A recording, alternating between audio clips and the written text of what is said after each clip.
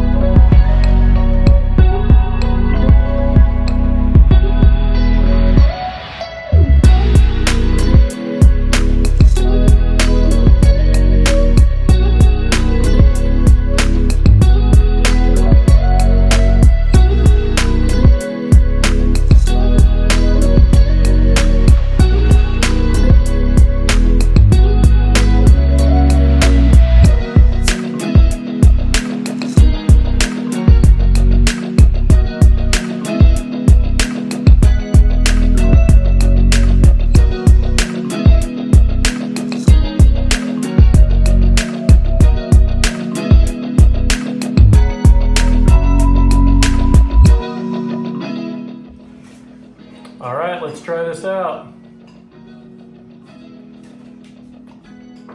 Yep, it's good.